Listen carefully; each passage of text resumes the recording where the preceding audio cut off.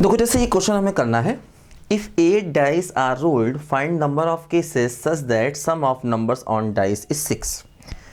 8 पासे एक साथ फेंके गए और डाइस पर जो नंबर्स का सम है वो हमें 6 चाहिए। देखो इसका मतलब देखो ये हुआ कि 8 पासे हैं तो x1, x2, x3, x4, x5, x6, x7 और x8 सम ऑफ नंबर्स कितना है बोलो 6। सम ऑफ नंबर्स कितना चाहिए बोलो 6। ठीक, अब देखो जैसे यहां पर ध्यान दो, ऐसा करते हैं सम ऑफ नंबर्स 4 कर लेते हैं। मान लो सम ऑफ नंबर्स 4 चाहिए। ठीक, अब देखो यहां पर क्या होगा, जरा ध्यान दो। चलो 6 ही रखो, 6 भी रख सकते हैं, मान लो 6 ही रखते हैं। ठीक है, कुछ भी रख सकते हैं। देखो अब जैसे जो x1 है वो 1 से लेकर 6 तक होता है। ठीक, और जो x2 है ये भी 1 से लेकर 6 तक होता है। x8 भी 1 से लेकर 6 तक होता है। ऐसा होता है। देखो अब मैंने बताया था यहां पर, देखो ध्यान दो कि जैसे अगर x1 plus x2 plus xr बराबर n है और हर एक वेरिएबल 1 से n जाए, हर एक वेरिएबल 1 से n जाए, तो मैंने बताया था इसका डायरेक्ट फार्मूला होता है n-1 CR-1। इतने इस इक्वेशन के नंबर ऑफ सॉल्यूशंस होते हैं। इस इक्वेशन के नंबर ऑफ सॉल्यूशंस ये होते हैं अगर हर एक वेरिएबल 1 से लेकर के n तक जाए। तो देखो सम हमें 6 चाहिए है। देखो अब जैसे मान लो, अगर मान लो तो इसका मतलब यहां पर ये फार्मूला लग जाएगा, क्योंकि यहां पर हर एक वेरिएबल 1 से n तक। अब देखो यहां पर हमें कोफिशिएंट वाला मेथड नहीं लगाना पड़ेगा। अगर ये फार्मूला नहीं लग पाता तो हमें कोफिशिएंट वाले मेथड पर मजबूरी में जाना पड़ता। तो यहां पर अब हमें कोफिशिएंट वाले मेथड की जरूरत नहीं है, क्योंकि ये फार्मूला अपना देखो यहां पर डायरेक्ट काम कर रहा है, क्योंकि हर एक वेरिएबल 1 से लेकर के n तक जा रहा है। तो देखो डायरेक्ट फार्मूला क्या है, देखो डायरेक्ट फार्मूला यहां पर देखो क्या हो रहा है।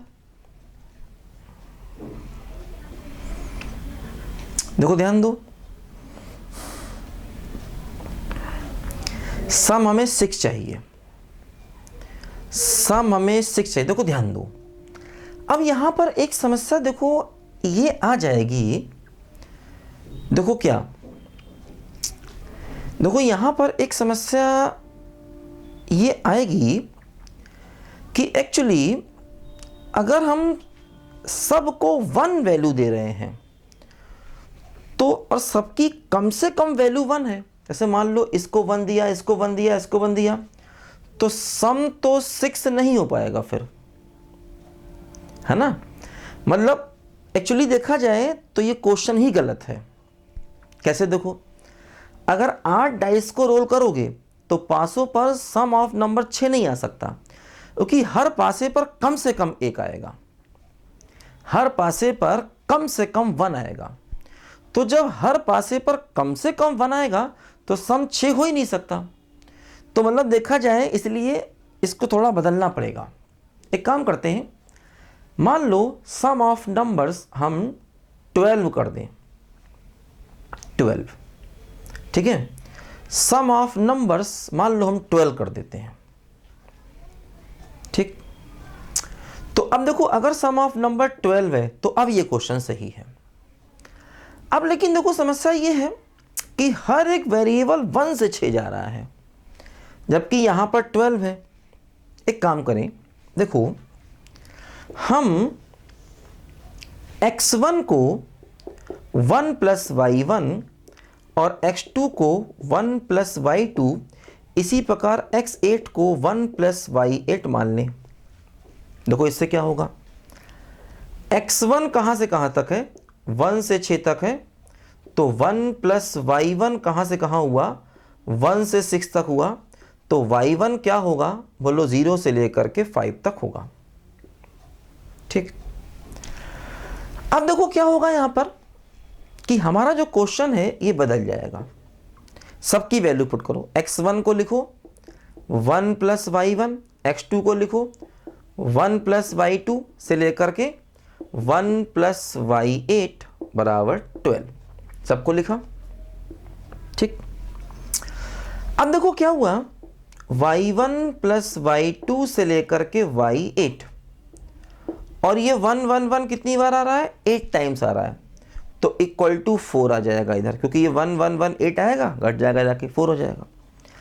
अब देखो y1 प्लस वाई 2 से लेकर y8 बराबर 4 है। अच्छा, y1 0 से 5 तक जा रहा है, y2 भी 0 से लेकर के 5 तक जा रहा है, और y8 भी 0 से लेकर के 5 तक जा रहा है।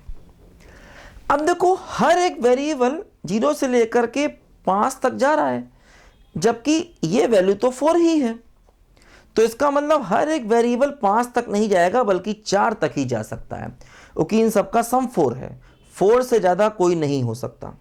अब हर एक वेरिएबल 0 से n तक जा रहा है, इसका मतलब हम ये वाला फार्मूला देखो लगा सकते हैं, 0 से n तक वाला। अगर हर एक वेरिएबल 0 से n तक जाता है तो क्या होता है, n plus r minus 1 C r minus 1। तो मतलब डाइस वाले क्वेश्चन हम ऐसे भी डायरेक्ट भी करके देख सकते हैं, देखना पड़ता है, बस ये मिलाना पड़ता है हर एक, मतलब जैसे यहाँ पर हर एक वैल्यू कम से कम 6 तक जा रही थी, है ना, हर एक वैल्यू कम से कम देखो यहाँ पर 6 तक जा रही थी। अब हर एक वैल्यू जो है वो कम से कम अगर 6 तक जा रही है तो हमने x1 को 1 प्लस y1 माना, x2 को 1 प्लस y2 माना, जैसे हम करते थे उस समय भी।